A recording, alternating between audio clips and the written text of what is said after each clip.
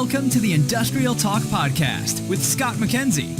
Scott is a passionate industry professional dedicated to transferring cutting-edge, industry-focused innovations and trends while highlighting the men and women who keep the world moving. So put on your hard hat, grab your work boots, and let's go. Hey there, welcome to the Industrial Talk Podcast. Absolutely honored that you have joined the number one industrial-related podcast in the universe. And we celebrate you, and we just honor you on this particular platform, the Industrial Talk platform, because you are bold, you are brave, you innovate, you dare greatly, and you're changing the world, and you're changing lives. That's why you deserve to be celebrated big time. If you're in manufacturing, that's right, Industrial Talk Podcast is where you need to be. If you're in any, let's say, industry whatsoever, Industrial Talk Podcasting is where you need to be. We're going to be continuing our series on heroes of manufacturing because you, manufacturer, need to be celebrated. Let's get going. Yeah, you do. I mean, if you're touching it, it was manufactured. It was designed. It has a lot of fingers that have touched that doggone thing. That's why we're celebrating manufacturers. That's why it's important to be able to bring real light, real insight into what we are doing here. Now, if you've been following the Heroes of Manufacturers and you go out to heroesofmanufacturing.com, you can see that we've just got leaders just coming and just contributing and celebrating people each and every day. They are phenomenal. They make our lives better. They're constantly innovating, and they give of themselves because they see a greater good in helping us. And boy, do we need them today, big time. Because of where we're at, COVID-19, what does the future look like? All the stuff that's going on, we need manufacturers more than ever today. Thank you for what you do. And now you're going to say, Scott, I want to get involved. I want to get involved with the Heroes of Manufacturing. Well, thank you. And this is what you do. You jump on the train of heroesofmanufacturing.com. You click out there and say, yeah, I want to get involved. Click. You talk to me. Hey, I want to nominate somebody. Click. You find out how you can just nominate somebody, and we put them on the podcast. We video them, and we celebrate what they are doing, and we talk about what fantastic impact they're having in people's lives. How about that? Nothing wrong with that whatsoever. Now, we're going to continue these great interviews. I'm telling you right now, we got another real barn burner.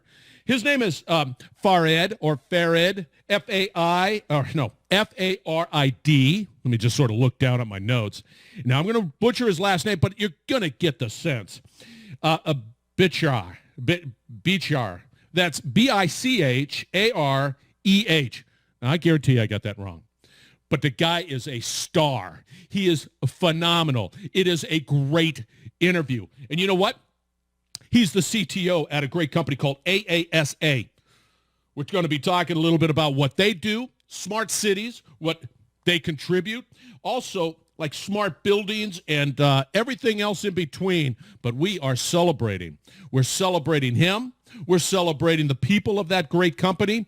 And you know what was interesting? You'll see. We were talking about test beds. And you're saying to yourself, I don't understand test beds. I didn't really understand test bed. However, now I do. So we're painting our house inside. And you just don't go down to the paint store and you just sort of buy paint and then you just go in and start slapping it on the wall. No. You better test that out. You better test that color out. You better see if it really meets with your approval. You get information. So you take a little section, little teeny section, and you test it out. And then you test out another one. And then you make some adjustments, and then you test. There you go. Test bed. You're just test bedding your painting project. That's what they do. And they've got a great story about how they had to take all of their testing equipment and bring it in-house during this period of time because the testing doesn't stop. It's important stuff, and they were passionate about keep on moving forward. Now, he's got some great stats, so I want you to listen of the impact manufacturing has in our lives every day. Great stats. So look forward to that because I go back over it. All right, let's get on with the interview. Farid or Farid, Farid, Bichareh. Okay, you guarantee you. Go out to the stat card. You will be impressed. That's LinkedIn stat card. LinkedIn stat card. And he is the CTO of AASA, and he's heavily involved with a great company called Industrial Internet Consortium. That's IIC. And again, IIC does a great job at, running technology, test beds, and proven and working with companies to come up with real innovative solutions. And that's what we need today. Enjoy the interview with Farid. Thank you very much again for joining the Industrial Talk podcast. Here he is. Farid, welcome to the Industrial Talk podcast. I am so honored that you spend time on this particular platform celebrating the heroes of manufacturing. How are you doing today? Thank you so much for having me, and I'm doing great. How are you? Well, thank you very much for asking. I am doing well. I'm always into celebrating the people of industry, the manufacturing women and men. Why not? They deserve this celebration. Now, for the listeners out there, Farid, why don't you give us a little 411, a little background, because I've looked at your stat card out on LinkedIn. Sure. It's impressive. And you're sporting that nice beard. Give us a little background on who you are. Thank you. Thank you so much. So actually, I would consider myself probably an industry expert, if you may, and with over 20 years experience from the big corporate projects that I worked on with Boeing, with Airbus, with DuPont, and many other industries or many different verticals, up to the point that I started to do some basically entrepreneurship past 10, 15 years and kind of came up with up to right now 7 businesses, which mostly working on the innovative technologies and feeding into the technology and innovation into the manufacturing specifically. And I just want to make sure you understand something. 98% of our manufacturing, at least in the U.S., are the companies less than 500 people, and 75. Whoa! That's 98% are 500 or less. 500 or less, yes, wow. And 75% of that, 20 people and less. Those are considered manufacturing of the United States. And I'll tell you a very, very more important point. 63% of innovation and research and development happens for the manufacturing, and manufacturing driving for our innovation and research and development in the United States. So this is very important to know this, and that was one of the reasons drove me actually to basically come up into the entrepreneurship and come out of this box of big corporates and a lot of having this. What you say procedures, and freely start developing new technology and providing it for the industry and for everybody in that case. So that being said, I'm 20 years experience, industrial experts, entrepreneur, and at the same time, as you may know, I chair the IIC Smart Factory as well. Industrial Internet Consortium, which is a global organization with more than 270 big and small industry, such as Microsoft and my own company as a member. And also I will be representing small industry as in the steering committee of IIC beginning of September. I'm worn out. You definitely brought your A game to this particular intro. My gosh. I didn't plan it. You asked for me, so I had to come Holy cow. I cooked an egg sandwich this morning. I mean, I feel so inadequate having this conversation. You're amazing. Thank you very much for what you do and your team and what your passion is. Absolutely. I got to go back up just one Sure. last thing. Sure. When you were I want to know a little bit more about that innovation component. I've got the 98%, 500 or less, 75%, 25 or less, and then you went into sort of the stats around the innovation component of manufacturing. Right. Say that again, please. So innovation and research and development in United States, 63% of it driven by manufacturing. Got it. Okay, we'll leave it at that because what I sense on the horizon is a shameless hero of manufacturing plug with that data. That is correct. It is correct. I wanted to get that absolutely correct. Now, given the fact that you got that incredible background, Sure. You've had a number of conversations, I would imagine, with a lot of manufacturing. What are they, with the COVID world and the pandemic, what's on their mind and what are they focused in on right now? Right. So as you know, I mean, depends on which part of this world are you. So if you're in China, you already started and went back to the to your work, and they're, I would say now they're through 85 to 90% of their production, their normal production. The problem, the good thing for China and that region of Asia is they had this kind of experience with SARS and those kind of stuff. So they were very good equipped as far as procedures, new norms, how to change the culture, what measures to take to reopen when such a pandemic hits them. So they are very good. That's why even though the second wave is one of the most important elements to think and replanning your business to make sure to prevent that, China and Asia, South Korea, Japan, they're doing a very, very good job on that. That's why they came back and they're steady going forward. And if you look at even the pandemic numbers, they're doing good. No second wave happens. A little second wave happened in Japan, which they control it easily, and they're back to the business. Right. But when we come to Europe and specifically in United States, the situation changes. This is one of the rare situations that they dealt with it. They're not prepared with it. That's why the first hit also was even larger in Europe and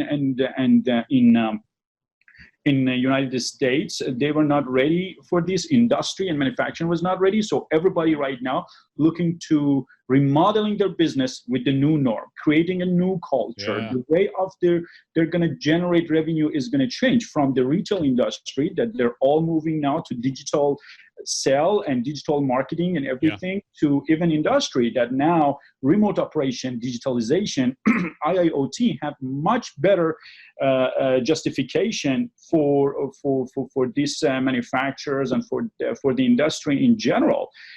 Because this is the way that they can survive and go forward, because the life, as we all know, the life is not going to be the same after this COVID-19. We're in a personal level, in a work level, in an industry, in whatever level you want to look at it, it's not going to be the same. Yeah, you can't proceed forward into the future thinking that business is going to be the same.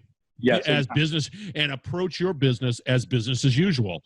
Pre-virus, it was this way and we were all fine and dandy, and then the switch was flipped and now all of a sudden we got kicked in the teeth. It's that genie's out of the bottle, and you better develop the innovation and strategies around the fact that business, the market, people's behavior, whatever you want to look at it, has changed significantly, and you need to do that. Exactly. See, right now the industry, especially manufacturing, got hit by supply chain disruption. That's one change of strategy. Now, a lot of people looking to bring the supply chain more regionally and close to end users, because if it get impact, everything get impact at the same time, they're not going to get the disruption as they got in this pandemic. They're dealing with the cash flow issue because the spending went down, and spending is the majority of the GDP. And if that goes down, basically it doesn't matter. You manufacture or not, there is no one to buy it. For example, just look at the auto industry, how they got hit. One of the industry that got hit very bad is the whole chain of auto industry, tier 1, tier 2, and even up to the dealers. Yeah. Because people not spending money to buy it. You go back to oil and gas industry, you go to any manufacturer. That's the issue that they have, and they have to deal with it. And now they have to plan to make sure they will be steady going forward. Of course, stimulus packages from the governments around the world is very, very vital for the survival of those companies, especially that they do not have very good financial situation, but they have to replan it. See, and it's interesting because we, fortunately and unfortunately, there's two ways of looking at it. Yeah. You're not in this pandemic. You're not being picked on. It is a global pandemic, and that means everybody's being picked on in various levels. And that sort of, in a weird way, is comforting, because you can always go to somebody and say, I'd love to be able to do this for you. I can't because I'm just here. And they'll say, I understand because I would love to do that. So there's this interesting candidness that can exist as a result of everybody struggling. But what I also have observed is the ability to be able to put your pride pre-pandemic. People would be, I'm not going to collaborate. I'm not going to talk about it. Whatever it might be, less open. Post-pandemic, or whatever this long tail world we live in, people are more willing to say, I need help. And they sit on their pride and just say, I need help. I don't have the answers. And that to me is sort of a positive sort of evolution of what's taking place, because I don't, you don't, we all don't have all the answers because we've never been through a global storm like this. Yes, exactly. You made a very, very good point. As a person who have experience working with the big corporates and basically large industry, and also being on the other side of the world, working for a small industry, and also having experience to work with such organization like IIC, I can tell you this: you always struggle with that pride of the big company. Oh, I am this multi-billion-dollar company. Right. I don't need your small innovation because I can buy you if I want to, or oh no, I don't need this kind of organization like IIC because I don't. I can do whatever test that I want. But just look at it this way. Now that I got hit with a lot of projects shut down, a lot of my revenue going down, profit going down, and even furloughing and laying off people is not going to make up for it. And I know that. Now I realize I need some organizations that they have done what I need to use. So instead of I go to recreate the wheel, I can just get the wheel from them. So that comes to innovation and research from the small companies and this innovation, or creating some test platform like test beds and use cases within organization that a lot of different industry participating, such as IIC, that gives me a lot of benefits. And see, what's interesting is you touch upon something that is really important, and there's a sense of speed.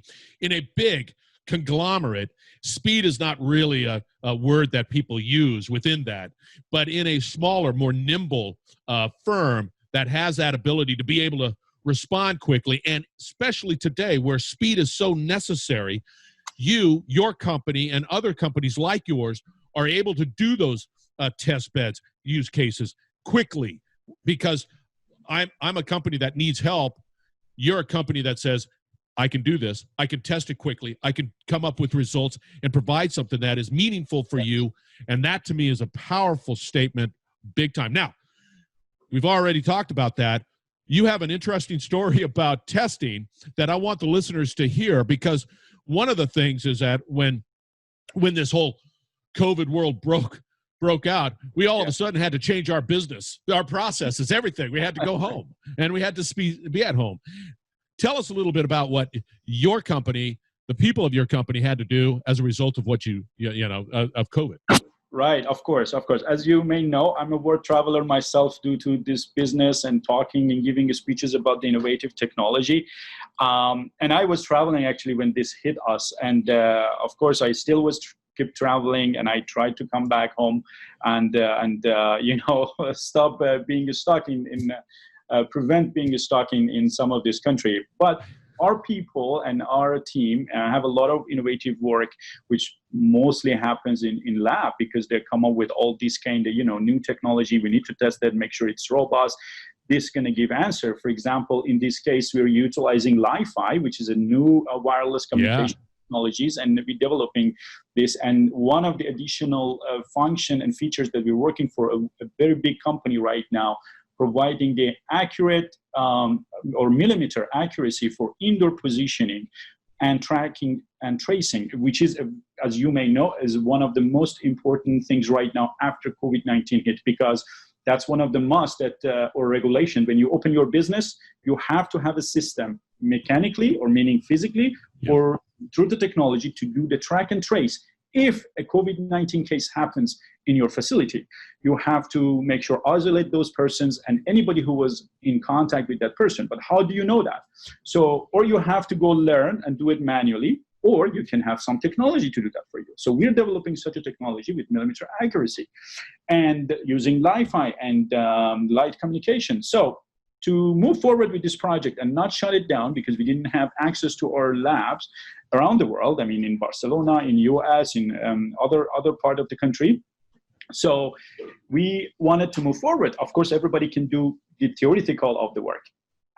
We asked one of our guys to go to the lab and bring as much as the equipment they can, and also buy some of the equipment that they could not move and bring it to their house. And basically they created a lab inside their house, all the hall and bedrooms and everything. And some of them need some distance testing. So we had a lot of challenges with that. And some of the story was like, because the condition needs to stay same as much as possible. So we were doing some OCC, optical camera communication test at the same time. And we put, they installed the camera on the door. And, as soon as you touch the door, the camera may, even within a millimeter or less than millimeter, it's going to move. So every time that they were testing, for example, they had to do 100 tests back to back without any changes. And let's say they do like 80 tests, 85 tests, and suddenly mom opens the door and all tests all gone. And then you have to do the whole 100 test and measurement one more time to make sure it's right. So this is the new life. This is the way that you keep it going, It is. You got to have that conversation with mom saying, I'm not hungry yet. Can you give me some, then I'll eat the sandwich. There is no move rule or no touch anything rule in the house when you do the test and bring the lab home. Please, nobody say anything because I'm testing. Isn't that interesting? Because you had to have that conversation. It's like before you just took it for granted, but after you have to. It's like, darn it, I forgot to say that. Now I got to. It just brings about other subsequent questions that you're not thinking about. You're not thinking about at all. Exactly. Now, let's talk a little bit about heroes. Sure. These manufacturing heroes, and because you come in contact with a lot of these manufacturing because of the products, the services that you provide, do you have any company that you want to just sort of say, hey, they were fantastic, and can you sort of nominate somebody like that? Yes, actually, I want to touch base on this more than a company. I think you and I had that discussion. Yeah. Right now, the way that the pandemic goes, of course, our women as a worker and unemployment, they're getting hit more than anybody else. As you may know, blacks are getting more hit than anybody else. As you may know, generally, workers getting more hit than anybody else. And some of these people I know I'm in touch with, and they're still working and not getting paid, just making the industry goes forward. Yeah. At the first touch, I want to say all these people and the workers in general, and especially those that get hit more, like our women and our black people or our minorities, are the real hero is here, the real hero for this matter. But if we go back to the company side, I like to mention a couple of the company that I was very, very, I would say, how can I say that? Like impressed with what they did. One of them, as I study their case very well, was the Volkswagen. They opened their system very, very good, and they started from China and they got to Germany, and they did a lot of good measures. And for all auto industry and generally manufacturing, I would suggest everybody to definitely read their cases. They can provide a very good, I would say, highlights and procedures that how to reopen your manufacturing facility. That's a very good. On the other hand, I would like to say some of our new startups on the small industry, such as I've been involved with consulting with them with COVID-less workspace services that they're helping businesses right now to be compliant with all the local and state and best practices of reopening your business. So make sure people go back to work as soon as possible. This was a very great idea from these people to come up with such a company to help other businesses to reopen their businesses and be COVID-less. as you may say. Yeah. And another company I would like to mention, which is again a small startup, and I'm there as a consulting as well, and helping providing technology, innovative technology, is a touchless technology. They're providing some wristband. They're building some wristband that can help you not only from the trace and tracking, but also to help you to have your social distancing at your work. So when you go within 6 feet of the other people, you get lost. So you make sure you don't get closer than that. So these are good, cool stuff. Wow. That I can tell you, I was very impressed, and I'm happy some of them I'm part of it. And I tell everybody definitely look up into those, and those are good. Wow. See, it's interesting. What I'm always fascinated by in these stories is how quickly the human condition can pivot and adjust and adapt, and how fast it begins to continue to provide the services and solutions that the market needs, and especially in the time of these challenging, pandemic world we live in. And to me, that is just a fascinating story. Even Volkswagen, these smaller companies, once again, yeah, there's a lot of pain out there. Yeah, there's a lot of challenges. We all understand it.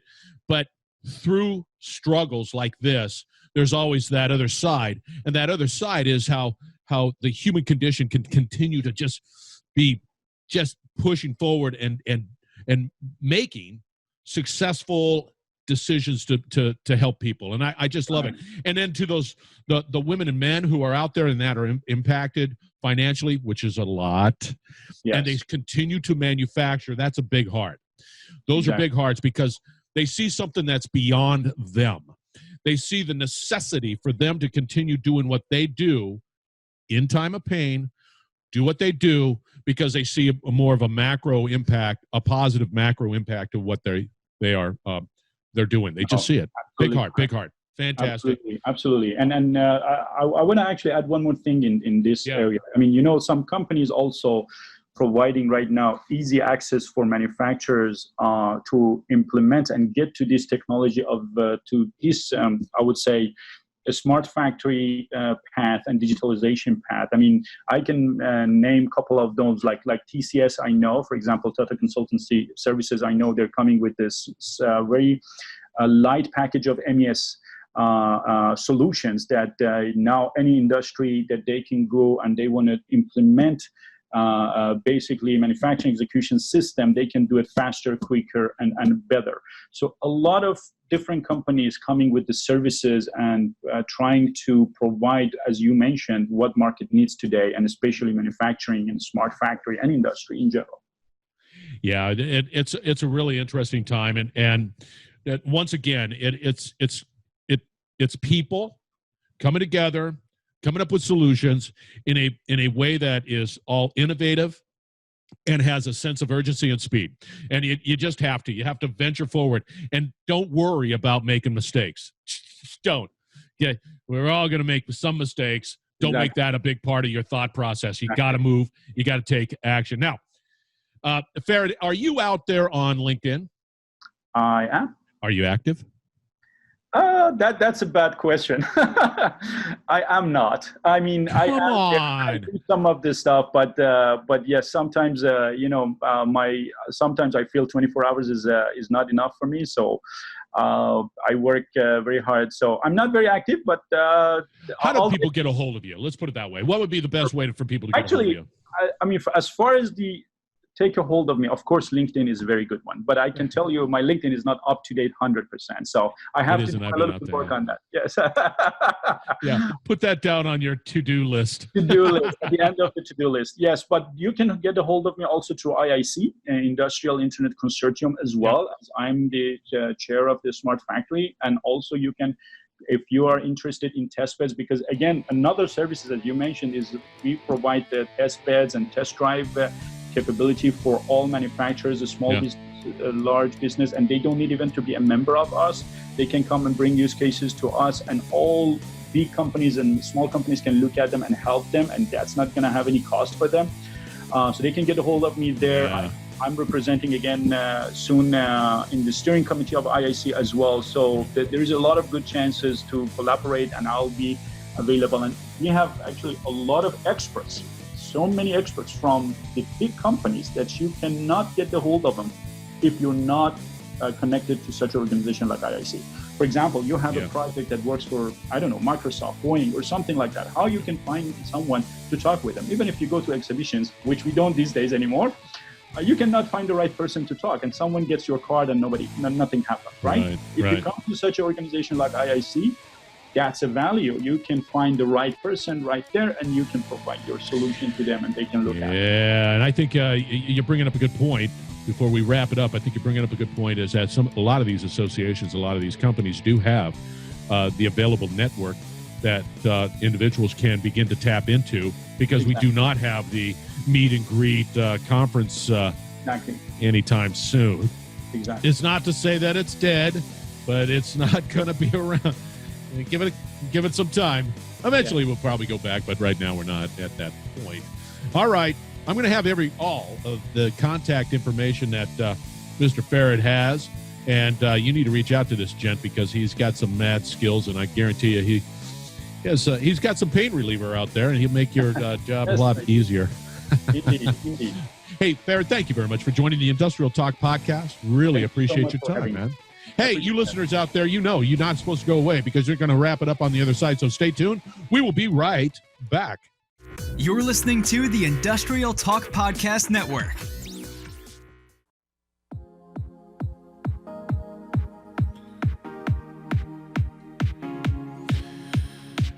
How about that for an interview? That is a Heroes of Manufacturing interview, if I've never heard one in my life, but I have, because they're all just absolutely stellar interviews, because they are passionate. God, I love the passion. These individuals are just changing lives. The teams, the sacrifice. It is so important. All right, look out for him. That's Farid, Farid or Farid. And last name, note this. Get that pencil and paper out. Bichareh. Reach out to the gent. He knows what he's talking about. He is innovative with a big I. I love it. And boy, he is just fantastic. All right, again, you need to get involved. You do need to get involved in Heroes of Manufacturing. I know you have manufacturing heroes that you can nominate. Go to heroesofmanufacturing.com and nominate. Do not let this time. We need everybody to pull together and celebrate these heroes in a big way, because they're just wonderful. All right, heroesofmanufacturing.com is the place to go. Again, you're bold, you're brave, you dare greatly, you innovate, and you're changing world, and you're changing lives. Thank you very much for joining the Industrial Talk podcast, and we're going to continue rolling on this Heroes of Manufacturing, so stay tuned, and thank you for joining